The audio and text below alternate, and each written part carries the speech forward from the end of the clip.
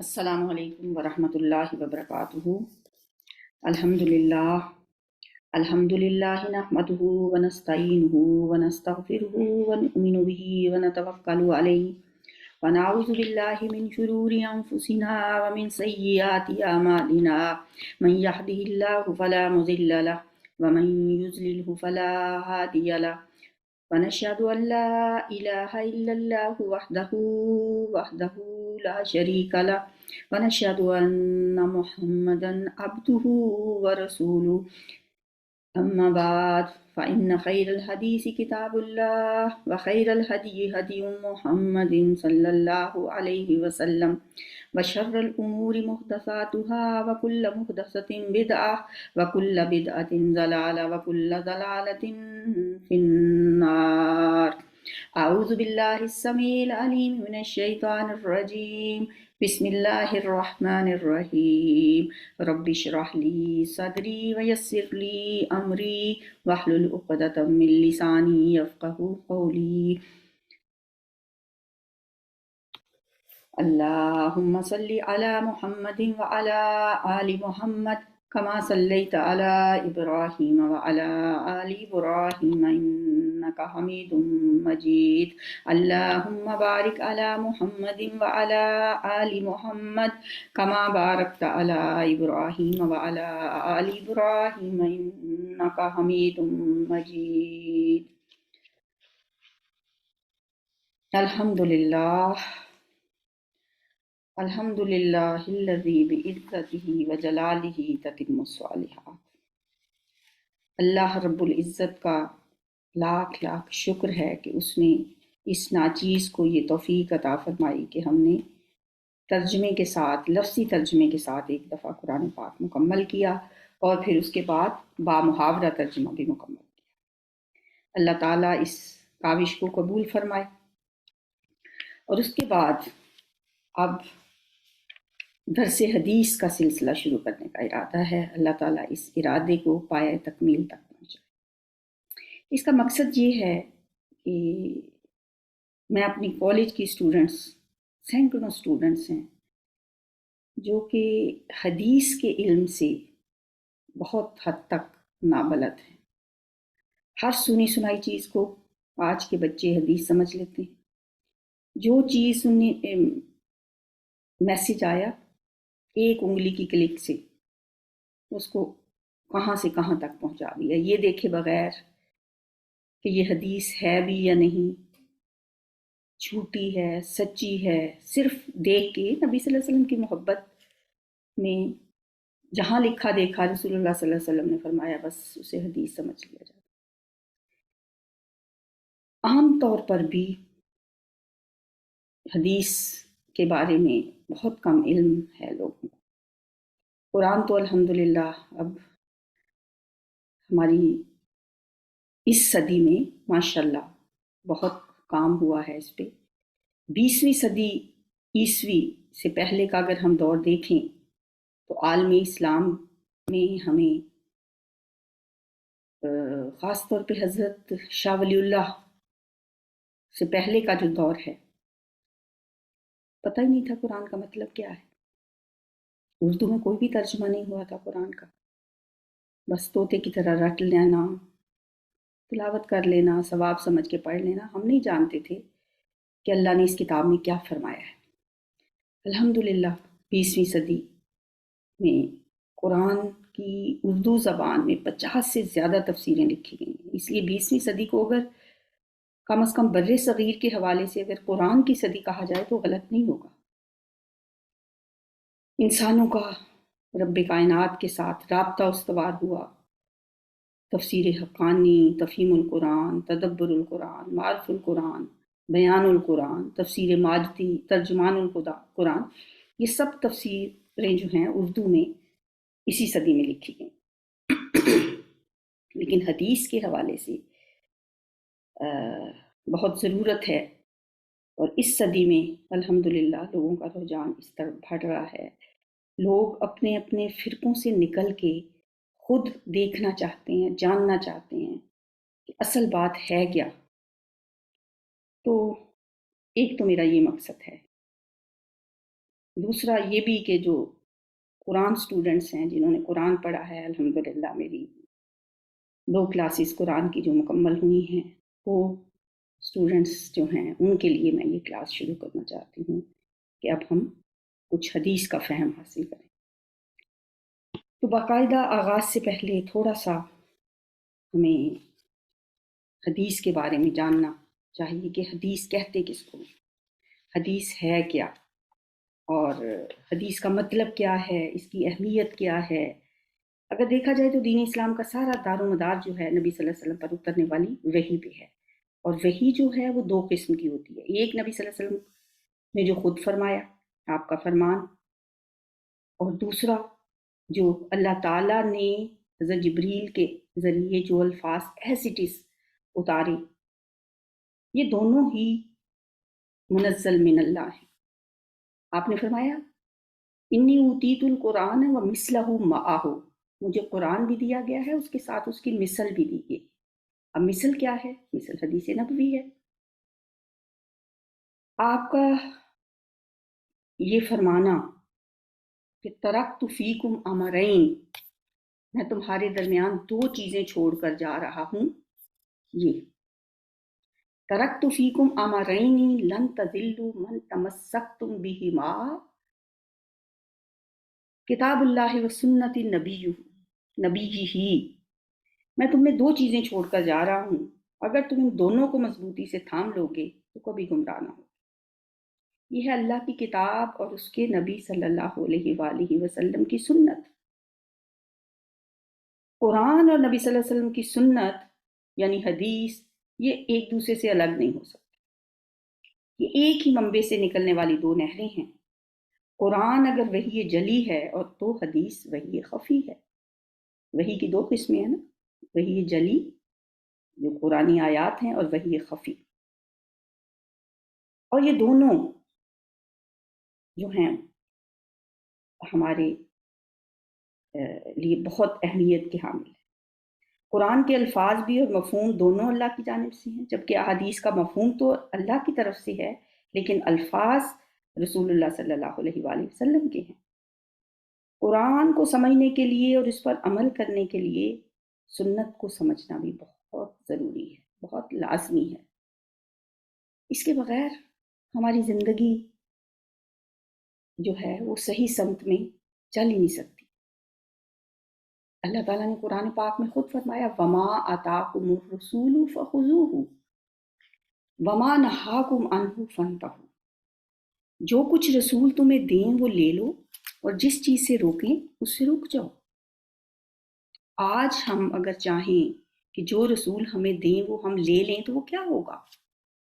وہ آپ کی سنت، آپ کی حدیث، آپ کے فرامین، اور قرآن بھرا پڑا ہے اطیعوا اللہ و اطیعوا الرسول، اللہ کی اطاعت کرو اور رسول کی بھی اطاعت کرو۔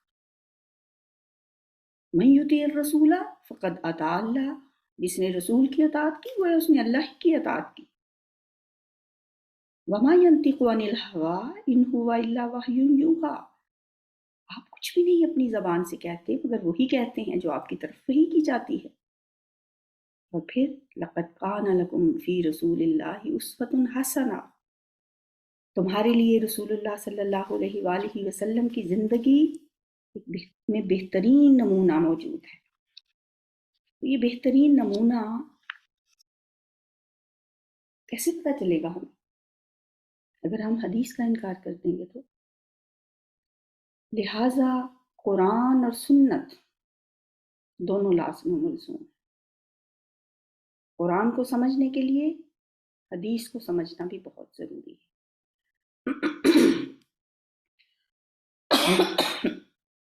ہمارے ہاں 2 قسم کے لوگ پائے جاتے ہیں۔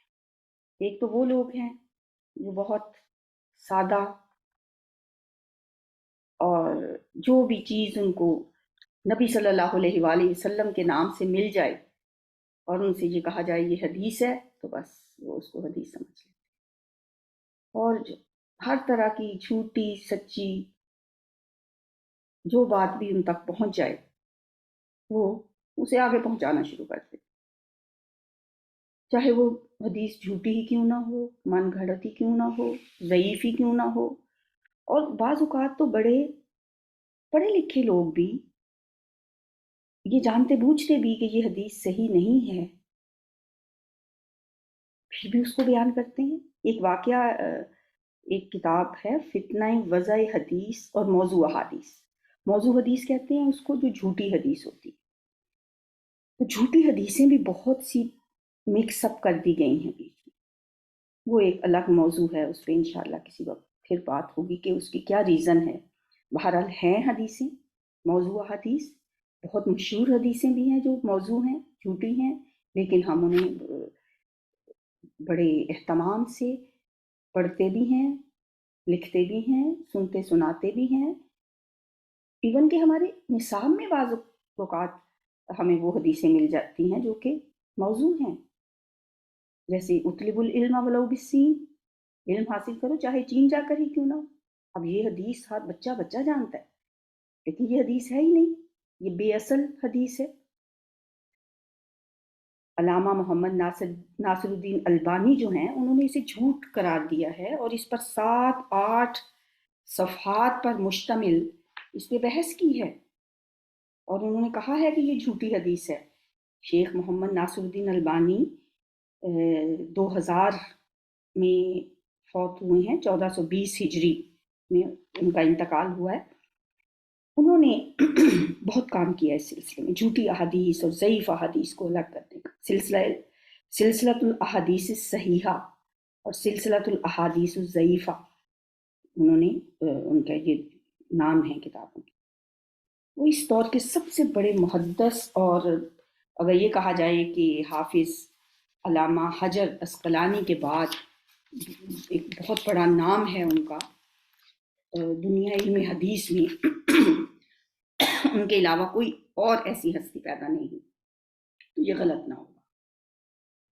انہوں نے اس سلسلے میں بہت کام کیا ہے، انہوں نے ضعیف حدیثوں کو، جھوٹی حدیثوں کو، ان کی تخریج کر کے ان کو الگ کر کے چھانٹ کے رکھ دیا ہے، تو انہوں نے اس حدیث کو جھوٹی سی حدیث قرار دیا ہے۔ یہاں تک کہ علم حدیث سے بے خبر جو ہمارے علماء ہیں وہ ارسطو اور افلاطون کے اقوال تک کو حدیث بنا کے پیش کر دیتے، پھر عوام الناس کو ہم کیا کہیں کہ وہ سنی سنائی باتوں کو اگر حدیث کہہ کے موبائل پہ میسج بھیج رہے ہوتے ہیں کہ رسول اللہ صلی اللہ علیہ وسلم نے فرمایا، تو وہ تو عام لوگ ہیں نا، جو پڑھے لکھے لوگ ہیں وہ نہیں اس چیز میں احتیاط کرتے۔ حالانکہ نبی صلی اللہ علیہ وآلہ وسلم کا یہ فرمان کہ جس نے میری طرف کوئی جھوٹی بات منسوب کی، کوئی ایسی بات میری طرف منسوب کی جو میں نے نہیں فرمائی، تو وہ اپنا ٹھکانہ جہنم میں سمجھ لے۔ پھر اتنی سخت وعید کے باوجود بھی لوگ خیال نہیں کرتے۔ ہاں، بات میں یہ کر رہی تھی کہ کتاب ہے فتنہ وضع حدیث اور موضوع حدیث کی پہچان۔ اس کتاب میں ایک واقعہ درج کیا ہے جس سے پتہ چلتا ہے کہ ہمارے معاشرے کا جو طرز عمل ہے وہ کیا ہے، اور اس کی وہ ہم ایک تصویر ہمارے سامنے آتی ہے۔ واقعہ یوں ہے کہ جو اس کتاب کے رائٹر ہیں وہ کہتے ہیں کہ میرے ایک عزیز تھے، جاننے والے کوئی بزرگ، وہ ایک نوجوان کو نماز کی فضیلت اور نماز چھوڑنے کی وعید کے بارے میں فضائل کی ایک کتاب پڑھ کے سنا رہے تھے کہ میں بھی وہاں پہنچ گیا۔ میں نے دیکھا کہ وہ اسے ایک روایت سنا رہے ہیں اور فرما رہے ہیں کہ اس کتاب میں سے پڑھ کے کہ ایک حدیث میں آتا ہے کہ جو شخص نماز کا اہتمام کرتا ہے اللہ تعالیٰ 5 طرح سے اس کا اکرام و اعزاز فرماتے ہیں۔ ایک یہ کہ اس پر سے رزق کی تنگی ہٹا دی جاتی ہے، دوسرے یہ کہ اس سے عذاب قبر ہٹا دیا جاتا ہے، تیسرے یہ کہ قیامت کے روز اس کے اعمال نامے دائیں ہاتھ میں دیے جائیں گے، چوتھے یہ کہ پل صراط سے وہ بجلی کی طرح گزر جائے گا، پانچویں یہ کہ حساب سے محفوظ رہے گا، اور جو شخص نماز میں سستی کرتا ہے اس کو 15 طریقے سے عذاب دیا جاتا ہے، 5 طرح سے دنیا میں، 3 طرح سے موت کے وقت، 3 طرح سے قبر میں، اور 3 طرح سے قبر سے نکلنے کے بعد۔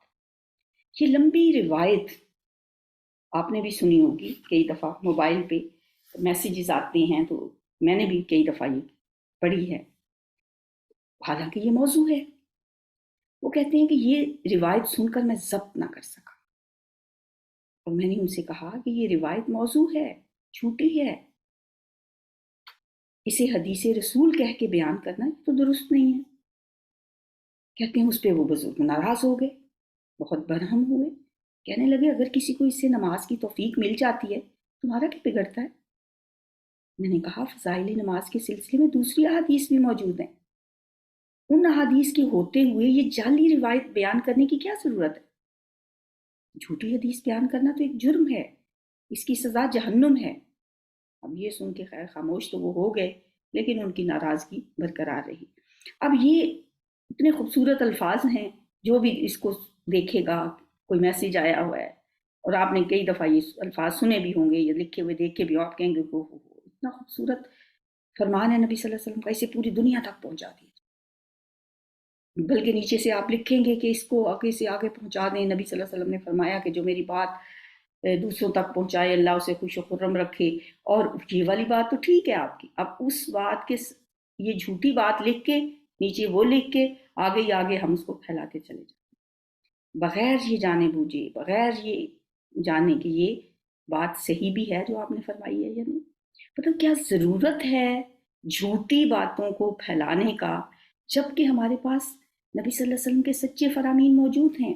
نماز کے بارے میں بے شمار احادیث ہمیں ملیں گی، چھوٹی چھوٹی باتیں آپ کی۔ آپ نے فرمایا الصلاۃ قرۃ عین، نماز میری آنکھوں کی ٹھنڈک ہے۔ الصلاۃ عماد الدین، نماز دین کا ستون ہے۔ الصلاۃ معراج المومن، نماز مومن کی معراج ہے۔ وہ جو سچی روایات ہیں ان کو چھوڑ کے یہ من گھڑت باتیں ہم نے حدیث بنا کے، اس کو ظاہر ہے جن کو نہیں پتا تو ان کا تو کوئی قصور نہیں، لیکن ان کا یہ قصور ضرور ہے کہ آج کے دور میں جبکہ علم ہمارے گھروں میں، ہمارے ہاتھوں کی، ہماری ہتھیلیوں کے اندر موجود ہے، لیپ ٹاپ جو ہماری لیپ میں، ہماری گود میں موجود ہے، وہ ہر طرح کے علم کا منبع ہے۔ اس وقت ہماری ہتھیلی میں جو ایک موبائل ہے وہ ہر طرح کے علم کا منبع ہے۔ ڈیسک ٹاپ جو ہمارے ہر ٹیبل کے اوپر موجود ہے، اس کے اندر ایک کلک سے ہم نکال سکتے ہیں کہ یہ حدیث سچی ہے یا جھوٹی۔ یہ کتاب حدیث کی جو ہے ریاض الصالحین، یہ پڑھانے کا ایک مقصد یہ بھی ہے کہ ہم خود پہچان کر سکیں صحیح اور غلط میں، حدیث کے بارے میں ہم جان سکیں حدیث کا مطلب کیا ہے، حدیث کا متن کیا ہوتا ہے، سند کیا ہوتی ہے، راوی کسے کہتے ہیں، اور حق الیقین والا علم جو ہے نا وہ انسان کو تبھی حاصل ہوتا ہے جب وہ خود اپنی آنکھوں سے خود پڑھتا ہے، سنی سنائی بات پہ پھر وہ عمل نہیں کرتا، وہ خود جس چیز کو، ویسے بھی آپ دیکھیں کہ جو چیز ہم خود پڑھ رہے تھے نا، جیسے ہم قرآن پڑھ رہے تھے، وہ باتیں جو ہم سنتے آ رہے تھے اب جب آنکھوں سے پڑھی ہیں تو اس کے بعد وہ جو علم ہوتا ہے اس میں اور سنے ہوئے علم میں بہت فرق ہوتا ہے۔ ایک ہوتا ہے عین الیقین، ایک ہوتا ہے حق الیقین۔ تو انشاءاللہ ہم حدیث کے بارے میں بھی حق الیقین کی حد تک علم حاصل انشاءاللہ کریں گے، بے شک انیشیل لیول کا تھوڑا سٹارٹ کریں گے، ویکلی انشاءاللہ ایک کلاس ہوا کرے گی، تھوڑا تھوڑا کر کے سیکھیں گے، اور انشاءاللہ جیسے قرآن پڑھنے میں آپ کو مزہ آیا ہے اس میں بھی انشاءاللہ ضرور آپ کو اچھا لگے گا۔ ہم آغاز کریں گے اس کا، سب سے پہلے ہم حدیث کا معنی دیکھیں گے، حدیث کا معنی و مفہوم کیا ہے۔ حدیث کے لغوی معنوں میں 3 لفظ آپ یاد رکھ لیں۔ ایک تو حدیث کا مطلب ہوتا ہے بات، جیسے قرآن میں بھی ہم نے پڑھا وَمَنْ أَصْدَقُ مِنَ اللَّهِ حَدِيثًا، اللہ سے بات میں کون سچا ہو سکتا ہے۔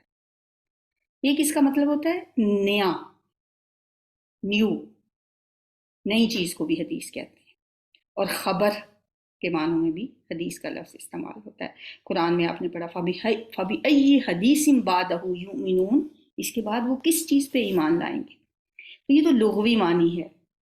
اصطلاحی معنوں میں حدیث کہتے ہیں نبی صلی اللہ علیہ وآلہ وسلم کے قول، آپ کے فعل، اور آپ کی جو آپ نے کسی کو سند جواز فراہم کر دی، جو آپ نے خاموش رہ کر ایک اپروول دے دی کسی کام کی، یعنی ایک تو جو کچھ آپ نے فرمایا وہ بھی حدیث ہے، جو کچھ آپ نے کر کے دکھایا، ایکشنز آف ہولی پروفٹ صلی اللہ علیہ وسلم، وہ بھی حدیث ہے۔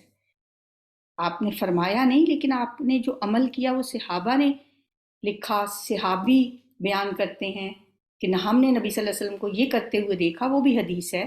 الفاظ بے شک صحابی کے ہیں، لیکن وہ آپ کی فعلی حدیث کہلاتی ہے۔ پھر بعض اوقات یہ ہوتا ہے کہ آپ صلی اللہ علیہ وسلم نے نہ کچھ کہا، نہ آپ نے کچھ وہ عمل کیا، لیکن کسی کو وہ عمل کرتے ہوئے دیکھا اور آپ اس پہ خاموش رہے، وہ بھی حدیث کہلاتی ہے۔ حدیث کیا معنی انشاءاللہ اور ڈیٹیل سے ہم آگے میں بتاؤں گی آپ کو جب ہم حدیث کی اقسام کریں گے۔ پہلے ہم یہ دیکھیں کہ حدیث کی اہمیت کیا ہے، حدیث کی ضرورت کیا ہے۔ جیسے کہ آج کل تو ایک فتنہ منکرین حدیث بہت شد و مد سے پھیل رہا ہے۔ اللہ تعالی ہمیں اس سے بچائے اور ہمیں یہ توفیق دے کہ ہم اس کا توڑ کرنے کے قابل ہو سکیں۔ وہ لوگ کہتے ہیں جی کہ جب قرآن موجود ہے تو حدیث کی کیا ضرورت ہے، حدیثیں تو 100 سال بعد لکھی گئیں، حدیثیں تو لکھنے سے آپ نے ویسے ہی منع کر دیا تھا، اس لیے حدیث کی کوئی ضرورت ہی نہیں ہے۔ تو شاید وہ لوگ بھول جاتے ہیں کہ حدیث کے بغیر ہم آپ صلی اللہ علیہ وسلم کے راستے کو کیسے اپنا سکتے ہیں؟ جب قرآن نے کہہ دیا لَقَدْ كَانَ لَكُمْ فِي رَسُولِ اللَّهِ أُسْوَةٌ حَسَنَةٌ، نبی صلی اللہ علیہ وسلم کی زندگی تمہارے لیے رول ماڈل ہے، تو ہم کیسے اس رول ماڈل کو فالو کریں گے اگر ہم آپ کی سنت اور آپ کی حدیث کو نہیں پڑھیں گے؟ ہم جانیں گے نہیں کہ آپ کا وے آف لائف کیا تھا، آپ کیسے چلتے تھے، کیسے سوتے تھے، کیسے جاگتے تھے، کیا کھاتے تھے۔ تو کچھ مثالیں میں آپ کو بتاتی ہوں جو جن سے ہمیں یہ پتہ چلے گا کہ حدیث پڑھے بغیر تو ہم قرآن بھی نہیں سمجھ سکتے۔ پہلی بات تو یہ کہ ہمیں ضرورت ہے نبی صلی اللہ علیہ وسلم کے اسوہ حسنہ پہ چلنے کے لیے حدیث کی۔ دوسری بات یہ کہ قرآن سمجھنے کے لیے بھی ہمیں حدیث کی ضرورت ہے، کیونکہ قرآن کی بعض آیتیں ایسی ہیں کہ اگر حدیث کو آپ بیچ میں نکال دیں تو آپ آیات کا مطلب ہی نہیں سمجھ سکتے۔ مثلا سورہ عبس ہے، اس کی پہلی دو آیات ہیں عبس وتولی ان جاءہ الاعمی، تو شروع ہوا اور بے رخی برتی اس بات پر کہ وہ اندھا اس کے پاس آ گیا۔ اب یہ دونوں اشخاص کے لیے صرف نام تو نہیں لیا گیا نا، ان جاءہ الاعمی ضمیر استعمال کی گئی ہے کہ اس کے پاس اندھا آ گیا، وہ تر شروع ہوا۔ اب نہ تو اس کا نام لیا گیا ہے جو تر شروع ہوا، اور نہ اس کا نام لیا گیا جو کہ اندھا اس کے پاس آیا۔ اس آیت سے کچھ معلوم نہیں ہوتا کہ وہ اندھا کون ہے اور کون تر شروع ہوا۔ یہ حدیث سے پتہ چلتا ہے، حدیث سے فاعل کی صراحت ہوتی ہے کہ فاعل کون ہے، یہ رسول اللہ صلی اللہ علیہ وآلہ وسلم خود ہیں، اور اعمیٰ اندھا جو ہے وہ حضرت عبداللہ ابن مکتوم ہے۔ اب اگر 1500 سال بعد ہم قرآن پڑھ رہے ہیں، حدیث کو ہم نے بیچ میں سے سکپ کر دیا ہے، تو اس آیت کو ہم کیسے سمجھائیں گے بچوں کو کہ کون تر شروع ہوا اور کس اندھے کے آنے کی بات ہو رہی ہے؟ یہ تو ہمیں سنت سے پتہ چلتا ہے، حدیث سے پتہ چلتا ہے، یہ تو نبی صلی اللہ علیہ وسلم نے ہمیں بتایا۔ ٹھیک ہے، ایک اور مثال سورہ مائدہ کی آیت نمبر 3 ہم نے پڑھی، حرمت علیکم المیتۃ والدم ولحم الخنزیر، پوری آیت ہے جس میں سے ہم سے ریلیٹڈ تو یہی ہے کہ حرام کر دیا گیا ہے تم پر مردار، میتت، ہر مردار جانور حرام ہے اس آیت کی روح سے۔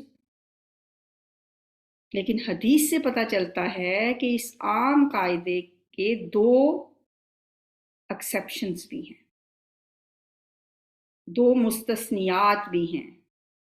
حدیث بتاتی ہے احلت لنا میتتان، دو مردار ہمارے لیے حلال کر دیے گئے ہیں، الحوت والجراد، مچھلی اور ٹڈی، لوکسٹ۔ مری ہوئی مچھلی ہم کھاتے نہیں ہیں، لوکسٹ بے شک ہم عام اتنا نہیں کھاتے لیکن ہم جانتے ہیں کہ وہ حلال ہے۔ ٹڈی دل بعض اوقات فصلوں پہ، پچھلے سال ایک دو سال پہلے پاکستان میں بھی فصلوں پہ ٹڈی دل کا حملہ ہوا تو ہم دیکھتے تھے کہ لوگ وہ مری ہوئی ٹڈیاں اٹھا کے ڈھیروں ڈھیر فروخت کر رہے تھے، وہ صاف کر کے پیک کر کے ڈبوں میں بند بیچی جاتی تھی، تو اس لیے کہ وہ حلال ہیں۔ تو یہ کس نے حلال کیا ان کو؟ مچھلی کو کس نے حلال کیا؟ اگر ہم حدیث کا انکار کرتے ہیں تو پھر تو مچھلی نہیں کھانی چاہیے ان لوگوں کو جو حدیث کا انکار کرنے والے ہیں۔ تو قرآن کو سمجھنے کے لیے حدیث کی بہت ضرورت ہے۔ جیسے ایک اور مثال ہے سورہ مائدہ ہی کی آیت نمبر 5 میں ہے، جس میں پتہ چلتا ہے کہ تربیت یافتہ شکاری کتے کا شکار اللہ نے حلال قرار دیا۔ اس حکم سے ظاہر ہوتا ہے کہ غیر تربیت یافتہ جو شکاری کتے کا شکار ہے وہ حرام ہوگا۔ ظاہر ہے تربیت یافتہ کتا جو ہے اس کو آپ ٹرینڈ کر لیتے ہیں، اس کو جب آپ شکار کے لیے بھیجتے ہیں تو اس کا کیا ہوا شکار حلال ہے۔ لیکن ان دو باتوں کے درمیان ایک تیسری صورت بھی ہو سکتی ہے۔ تربیت یافتہ کتا اگر شکار میں سے خود کچھ کھا لے تو کیا ایسا شکار حلال ہوگا یا حرام؟ اس بارے میں تو قرآن نے کچھ نہیں بتایا۔ اس درمیانی صورت کا کیا حکم ہے، اس کی وضاحت ہمیں حدیث سے ملتی ہے۔ حضرت عدی بن حاتم سے روایت ہے، فرماتے ہیں میں نے رسول اللہ صلی اللہ علیہ وآلہ وسلم سے پوچھا ہم ان کتوں کے ذریعے سے شکار کرتے ہیں، آپ کا اس بارے میں کیا حکم ہے کہ ہم ان کتوں کے ذریعے سے شکار کرتے ہیں جو ٹرینڈ کتے ہوتے ہیں؟ آپ نے فرمایا جب تم اپنے سدھائے ہوئے کتے کو اس پر اللہ کا نام لے کر چھوڑو تو جو شکار وہ تمہارے لیے پکڑ رکھے اسے کھا سکتے ہو، اگرچہ وہ شکار مر چکا ہو، کیونکہ تم نے اللہ کا نام لے کے اس سدھائے ہوئے کتے کو اس پہ چھوڑا ہے۔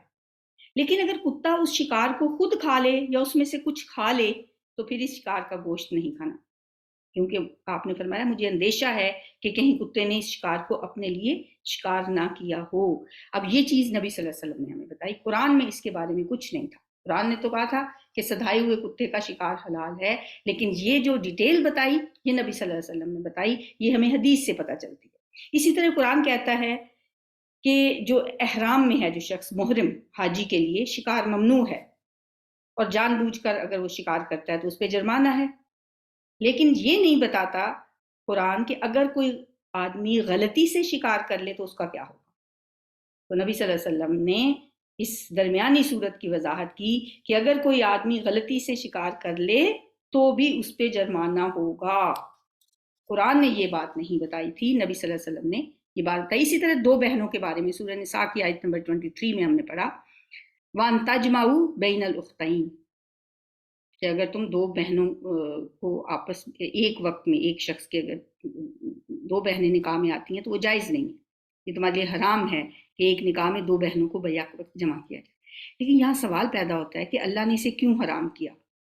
اس کی علت نہیں کوئی بتائی، کوئی وجہ نہیں بتائی، لیکن حدیث ہمیں بتاتی ہے کہ جب تم ایسا کرو گے تو اپنی قرابتیں کاٹ ڈالو گے، رشتوں کو کاٹو گے۔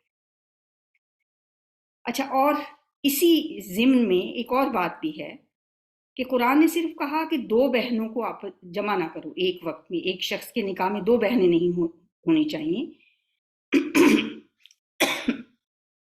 حدیث جو ہے وہ اس حکم میں مزید اضافہ بھی کرتی ہے اور بتاتی ہے کہ جس طرح دو بہنوں کو جمع نہیں کیا جا سکتا، اسی طرح خالہ اور سگی بھانجی کو بھی بیک وقت جمع نہیں کیا جا سکتا، سگی پھپھی اور بھتیجی کو بھی بیک وقت ایک شخص کے نکاح میں نہیں رکھا جا سکتا۔ یہ بات قرآن نے نہیں بتائی، یہ ہمیں حدیث بتاتی ہے، بخاری کی حدیث ہے۔ حضرت ابو ہریرہ رضی اللہ تعالیٰ عنہ سے روایت ہے، فرماتے ہیں رسول اللہ صلی اللہ علیہ وسلم نے فرمایا کسی عورت کو اس کی پھوپھی کے ساتھ، اسی طرح کسی عورت کو اس کی خالہ کے ساتھ بیک وقت نکاح میں جمع نہیں کیا جا سکتا۔ تو یہ باتیں جو ہمیں احادیث سے پتہ چلتی ہیں قرآن کو سمجھنے کے لیے یہ بہت ضروری ہیں۔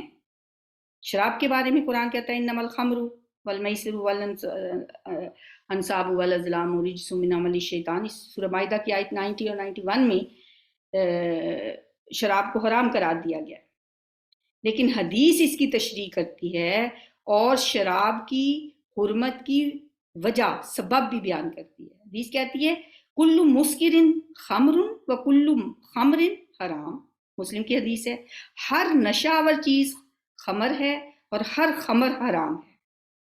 اس سے پتہ چلا کہ سبب جو ہے، علت جو ہے، وجہ جو ہے اس کے حرام ہونے کی وہ نشہ ہے۔ اب ایک اور سوال پیدا ہوتا ہے کہ اگر نشہ ہی حرام ہے تو تھوڑی سی پینے میں کیا حرج ہے، اس سے تو نشہ نہیں ہوتا۔ پھر سنت اس کا جواب دیتی ہے اور علت بھی بیان کرتی ہے. چنانچہ فرمایا ما اسکر کثیرہ فقلیلہ حرام، سنن نسائی کی حدیث ہے، جس شے کی کثیر مقدار نشے کا باعث بنے اس کی قلیل مقدار بھی حرام ہے.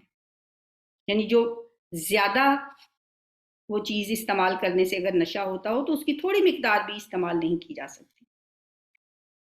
اسی طرح ایک اور مثال دیتی ہوں کہ قرآن میں آتا ہے سورہ بقرہ آیت 159 میں ان الصفا والمروۃ من شعائر اللہ فمن حج البیت او اعتمر فلا جناح علیہ ان یطوف بہما.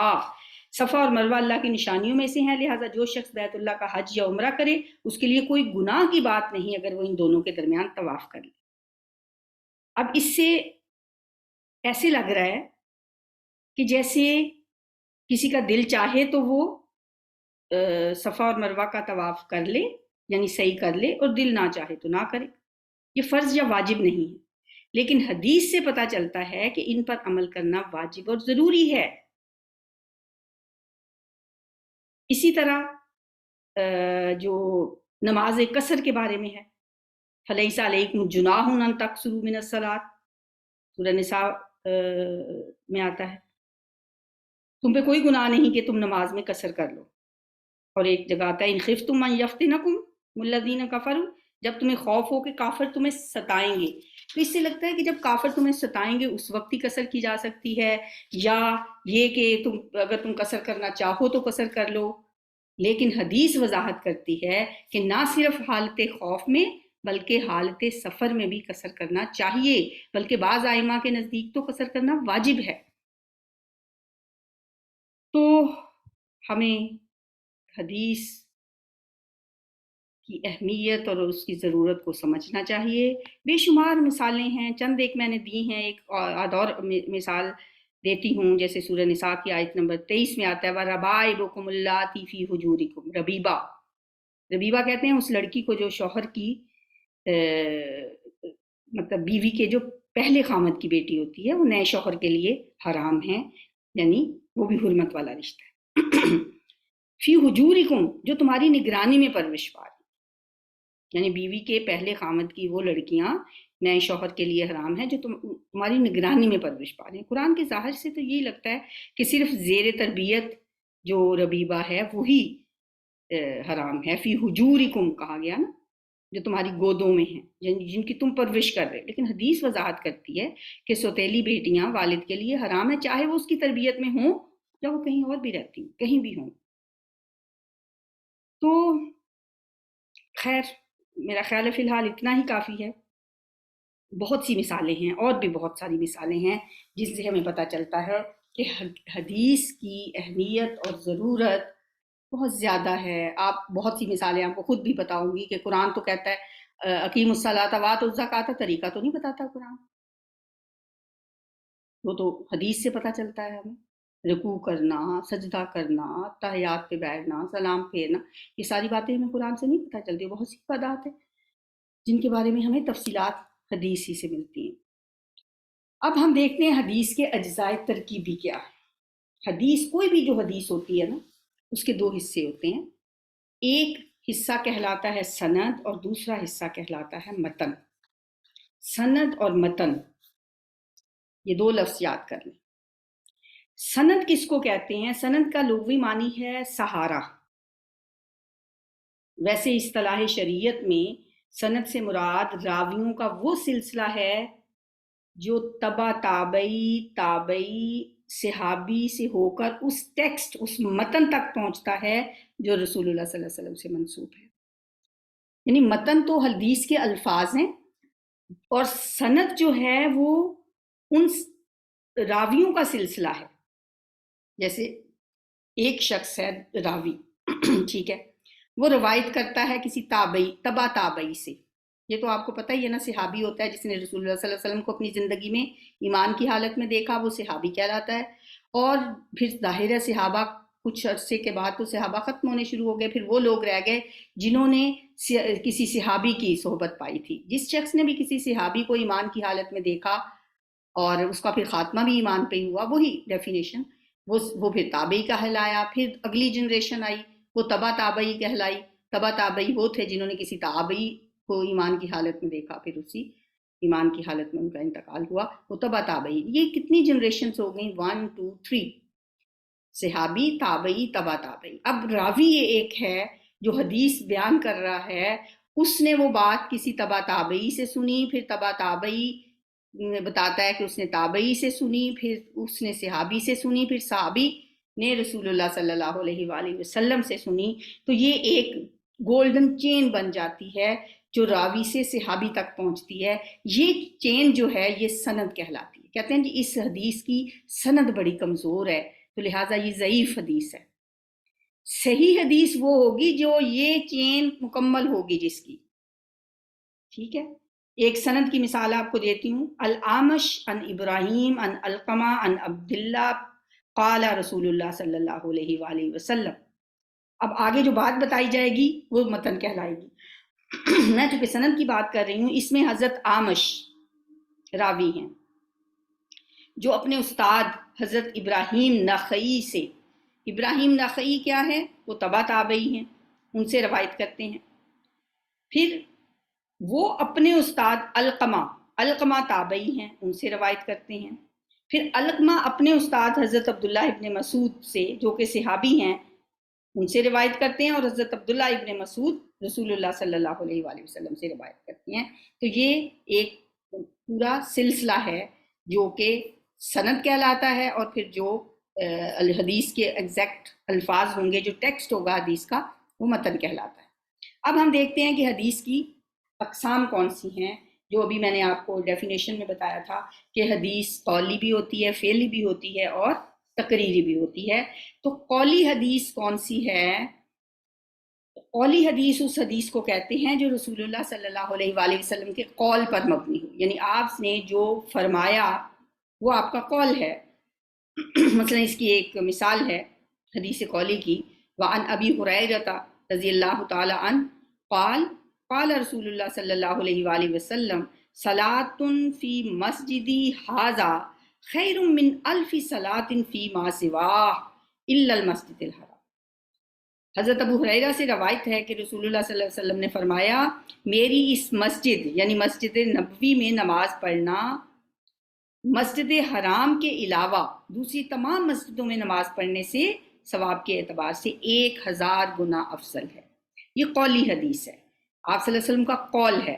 حضرت ابو ہریرہ ڈائریکٹ آپ ہی سے روایت کر رہے ہیں، صحابی راوی ہیں، اور وہ نبی صلی اللہ علیہ وسلم سے روایت کر رہے ہیں کہ آپ نے فرمایا کہ میری اس مسجد یعنی مسجد نبوی میں نماز پڑھنا دوسری مسجدوں میں نماز پڑھنے سے 1000 گنا زیادہ ثواب کا باعث ہے، سوائے مسجد حرام کے، کیونکہ مسجد حرام میں تو مکہ میں نماز پڑھنا 1,00,000 نماز کے ثواب کے برابر ہے، اس میں نماز پڑھنا. اچھا، آپ نے یہ بھی سنا ہوگا کہ مسجد نبوی میں نماز پڑھنا 50,000 نمازوں کا ثواب ہے، مسجد اقصیٰ میں پڑھنا شاید 25,000 کا. ایسی کوئی حدیث نہیں. یہی حدیث ہے، اور ایسی ہی حدیثیں دوسری حدیث کی کتابوں میں بھی ملتی ہیں. ان سب میں یہی ہے کہ مسجد نبوی میں نماز پڑھنا 1000 گنا ثواب کا باعث ہے. اس کا یہ مطلب نہیں ہے کہ اگر آپ نے 1000 نمازیں چھوڑی ہوئی ہیں تو مسجد نبوی میں جا کے بس 40 نمازیں پڑھ لیں تو ساری زندگی کی نمازیں پوری ہو جائیں گی. اجر و ثواب اتنا ہے کہ جیسے آپ نے ایک نہیں بلکہ 1000 نمازیں پڑھی. بہرحال یہ تو میں قولی حدیث کی مثال آپ کو بتا رہی ہوں. اس حدیث میں نبی صلی اللہ علیہ وسلم کا قول بیان ہوا. حدیث فعلی اس حدیث کو کہتے ہیں جو رسول صلی اللہ علیہ وسلم کے عمل پر مبنی ہو، جو کچھ آپ نے کیا، ایکشن، آپ کا اپنا فعل. اس کی مثال ہے عن ابی اوفا عن ابن ابی اوفا قال غزونا مع النبی صلی اللہ علیہ وسلم 7 غزوات او 6.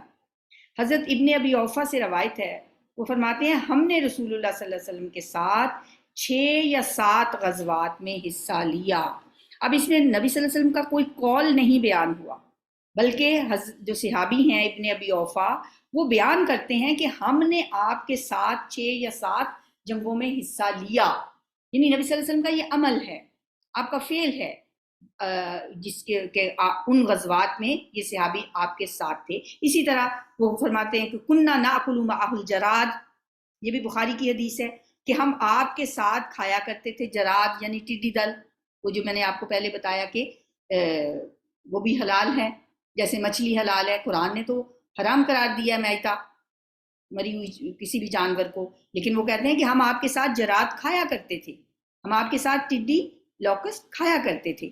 تو اس میں نبی صلی اللہ علیہ وسلم کا قول نہیں ہے، لیکن جو صحابی کہہ رہے ہیں کہ ہم آپ کے ساتھ مل کے یہ کھایا کرتے تھے، تو آپ کا فعل ثابت ہو گیا نا، تو یہ اب قول ہے صحابی کا، لیکن حدیث کہلائے گی فعلی، کیونکہ اس میں نبی صلی اللہ علیہ وسلم کا فعل ثابت ہوا۔ نمبر 3 ہے حدیث تقریری۔ اس حدیث کو کہتے ہیں جو رسول اللہ صلی اللہ علیہ وسلم کا نہ تو قول ہو اور نہ ہی آپ کا عمل ہو، بلکہ صحابہ کا قول یا عمل جو آپ کی موجودگی میں ہوا اور آپ نے اس پہ خاموشی اختیار فرمائی، یا آپ کے سامنے کسی عمل کا ذکر کیا گیا اور آپ نے اس پہ خاموشی اختیار کی اور خاموش رہ کر آپ نے سند جواز فراہم کر دی، یعنی سائلنٹ اپروول دے دیا آپ نے کہ یہ چیز جائز ہے۔ یعنی دوسرے لفظوں میں وہ قول یا عمل جسے آپ نے گوارا فرمایا اور برقرار رکھا، وہ سنت تقریری یا حدیث تقریری کہتے ہیں۔ تقریر اردو میں تو ہم بولنے کو کہتے ہیں، لیکن عربی میں خاموش رہنے کو کہتے ہیں۔ عربی میں تقریر کا مطلب ہوتا ہے خاموش رہنا، جس پہ آپ خاموش رہے۔ اس کی بھی ایک مثال آپ کو دیتی ہوں، سنن ابی داؤد کی صحیح حدیث ہے۔ ایک دن رسول اللہ صلی اللہ علیہ وآلہ وسلم غزوہ تبوک سے یا غزوہ خیبر سے واپس، جب آپ لوٹے تو حضرت عائشہ صدیقہ رضی اللہ تعالیٰ عنہ کے پاس آئے۔ اس وقت گھر کی الماری پر پردہ لٹک رہا تھا۔ الماریاں ہوتی ہیں جیسے کبرڈز جن کے اوپر دروازہ نہیں ہوتا، تو اس طرح کی کسی الماری میں جیسے اس میں کوئی چیزیں ہم رکھ دیتے ہیں۔ آج کل بھی بعض اوقات کوئی ایسی کبرڈ سی ہو جس کے اوپر کوئی دروازہ نہ، تو اس پہ کپڑا لٹکا دیا جاتا ہے، پردہ لٹکا دیا جاتا ہے۔ تو حضرت عائشہ نے بھی کچھ چیزیں رکھ کر اس کے اوپر ایک پردہ لٹکایا ہوا تھا۔ اچانک ہوا چلی تو حضرت عائشہ کی پڑی ہوئی گڑیوں پر سے پردہ سرک گیا۔ اس الماری کے اندر انہوں نے اپنی ڈالز رکھی ہوئی تھیں، اپنے ٹوائز رکھے ہوئے تھے۔ ظاہر ہے حضرت عائشہ کی عمر تو بہت زیادہ نہیں تھی، نبی صلی اللہ علیہ وسلم کے گھر میں آ کے آپ کے ساتھ نکاح کے بعد بھی وہ گڑیوں سے کھیلا کرتی تھیں۔ وہی ظاہر ہے جو اپنی ایج فیکٹر جیسا بھی ہوتا ہے، انسان اپنی عمر کے مطابق ہی سارے کام کرتا ہے۔ تو وہ پردہ جب ہٹا، نبی صلی اللہ علیہ وسلم کی نظر پڑی تو آپ نے پوچھا، ہے عائشہ ما ھذا، یہ کیا ہے؟ کہنے لگی بناتی، یہ میری گڑیاں ہیں۔ آپ نے پوچھا ما ھذا الذی ارا وسطہن، ان کے درمیان میں کیا دیکھ رہا ہوں؟ ٹھیک ہے یہ تو گڑیا ہے، یہ بھی گڑیا ہے، یہ ان کے درمیان میں بھی کچھ پڑا ہوا ہے، یہ کیا ہے؟ کہنے لگی فرسن، یہ گھوڑا ہے۔ آپ نے پوچھا اس گھوڑے کے اوپر کیا ہے؟ کہنے لگی اس کے 2 پر ہیں۔ مٹی کے کھلونے بنائے جاتے تھے، ابھی بھی کچھ عرصہ پہلے مجھے یاد ہے بچپن میں ہم بھی گیلی مٹی لے کے اس کے بناتے تھے، اور کبھی اس کا گھوڑا بنا لیا، کبھی بلی بنا لی، کبھی اس کی کوئی شیپ دے لی مٹی کی۔ اب تو جیسے جیسے وقت گزرتا جا رہا ہے، یہ وہ جو نیچرل چیزیں ہیں بچوں کے کھیلنے والی بھی، وہ بھی ختم ہوتی جاتی ہیں۔ اس زمانے میں مطلب کچھ عرصہ پہلے تک بھی بچوں کو بڑا بچے انجوائے کرتے تھے۔ اب اتنے مہنگے مہنگے کھلونے لے کے بھی بچے اتنے خوش نہیں ہوتے جتنا وہ ان مٹی میں کھیل کے ہوتے تھے، کیونکہ پتہ نہیں انسان مٹی سے بنا ہے اور مٹی کے ساتھ اس کا ایک خاص تعلق ہے اور بڑا خوش رہتا ہے اس میں، مٹی کے ساتھ کھیلنا، مٹی کے ساتھ۔ بڑوں کا بھی اگر آپ کبھی ننگے پاؤں زمین پہ چلتے ہیں، آپ کو اچھی فیلنگ آتی ہے ہمیشہ۔ کبھی بارش ہو، مٹی کے اوپر ہلکی سی فوار پڑے تو کتنی اچھی خوشبو، اور انسان بہت اچھا فیل کرتا ہے۔ بہرحال تو وہ جو انہوں نے گھوڑا بنایا ہوا تھا، اس کے 2 پر بھی تھے۔ آپ نے پوچھا گھوڑا اور اس کے پر بھی، مطلب گھوڑے کے تو پر نہیں ہوتے؟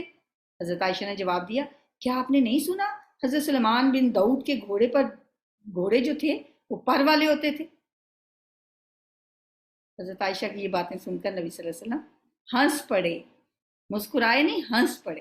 آپ اکثر مسکرایا ہی کرتے تھے، ایسے جیسے ہم ہنستے ہیں نا، کہہ کے لگاتے ہیں، بہت کم ہوتا تھا آپ ایسا ہنسیں، لیکن حضرت عائشہ کی اس بات پہ آپ ہنس پڑے، یہاں تک کہ آپ کے دندان مبارک دکھائی دینے لگے۔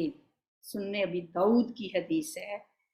اس حدیث سے پتہ چلا کہ ایک تو یہ پتہ چلا کہ یہ تقریری حدیث ہے کہ نبی صلی اللہ علیہ وآلہ وسلم نے یہ نہیں فرمایا کہ گڑیوں سے کھیلا کرو، بلکہ آپ نے منع نہیں کیا حضرت عائشہ کو. اسلام میں ویسے تو مجسمے بنانا حرام ہے، لیکن چھوٹے بچوں کے کھلونے اس حدیث کی وجہ سے اس حکم سے مستثنا ہو گئے. بچوں کی گڑیاں اور گھوڑے وغیرہ کے اگر تماثیل بنا لی جاتی ہیں تو وہ اس حدیث کی روح سے جائز ہو گئی، کیونکہ آپ نے اس پہ خاموشی اختیار کی، بلکہ آپ مسکرائے، آپ نے ایک سائلنٹ اپروول دے دی. ان کا رسول اللہ صلی اللہ علیہ وآلہ وسلم نے حکم نہیں دیا اور نہ آپ نے خود ان پہ عمل کیا، لیکن حضرت عائشہ صدیقہ کے عمل کو گوارا فرما لیا. اس لیے اسے ہم کہہ سکتے ہیں کہ یہ حدیث تقریری کی یا سنت تقریری کی ایک مثال ہے. ایک اور مثال دیتی ہوں حدیث تقریری کی، کیونکہ حدیث تقریری تو کم آپ نے سنی ہوں گی، زیادہ تر ہم یا قولی یا فعلی حدیثیں سنتے ہیں. حضرت قیس بن عمر کہتے ہیں نبی صلی اللہ علیہ وآلہ وسلم نے ایک دن ایک آدمی کو صبح کی نماز کے بعد 2 رکعتیں پڑھتے ہوئے دیکھا. عن قیس بن عمر قال را یا رسول اللہ صلی اللہ علیہ وآلہ وسلم رجلا یصلی بعد صلاۃ الصبح رکعتین، فقال رسول اللہ صلی اللہ علیہ وآلہ وسلم، آپ نے فرمایا صلاۃ الصبح رکعتان، نماز کی صبح تو نماز تو 2 رکعتیں ہیں صبح کی نماز. صلاۃ الصبح رکعتان، صبح کی نماز تو 2 رکعتیں ہیں جو کہ نماز ہو چکی ہے، اب تم کیا پڑھ رہے ہو؟ فقال الرجلی، اس آدمی نے کہا انی لم اکن صلیت رکعتین اللتین قبلہا، میں نے وہ 2 رکعتیں نہیں پڑھی تھیں جو نماز سے پہلے ہوتی ہیں، یعنی فرض نماز سے پہلے کی 2 رکعتیں میں نے نہیں پڑھی تھیں. فصلیتہما الآن، سو میں نے ان کو اب پڑھ لیا. فسکت رسول اللہ صلی اللہ علیہ وسلم، رسول اللہ صلی اللہ علیہ وسلم یہ جواب سن کر خاموش ہو گئے. آپ کی اس خاموشی سے کیا پتہ چلا؟ اس حدیث تقریری سے کیا معلوم ہوا کہ فجر کی فرض نماز کے بعد بھی فجر کی سنتیں ادا کی جا سکتی ہیں اگر کسی وجہ سے وہ رہ جائیں. بعض اوقات ایسا بھی ہوتا ہے نا کہ آنکھ ہی اس وقت کھلتی ہے جب ٹائم اتنا نہیں ہوتا کہ ہم پہلے 2 سنتیں پڑھیں تو ہم جلدی سے فجر کی نماز کو فرض پڑھ لیتے ہیں. اس کے بعد بھی 2 رکعت نماز سنت پڑھی جا سکتی ہے، کیونکہ فجر کی سنتوں کا اجر و ثواب بہت زیادہ ہے. نبی صلی اللہ علیہ وسلم نے فرمایا فجر کی 2 سنتیں دنیا و ما فیہا سے بہتر ہیں، اس لیے ان کو چھوڑنا تو نہیں چاہیے، گو کہ چھوڑنے پہ بھی نماز تو ہماری ہو ہی جائے گی. نماز تو 2 فرض ہی ہیں نا، نماز ہماری پھر بھی ہو جائے گی. یہ نہیں ہوگا کہ اگر ہم نے 2 سنتیں چھوڑ دی تو ہمارے 2 فرضوں کا ثواب بھی نہیں ملے گا، ہماری نماز کنسیڈر نہیں ہوگی.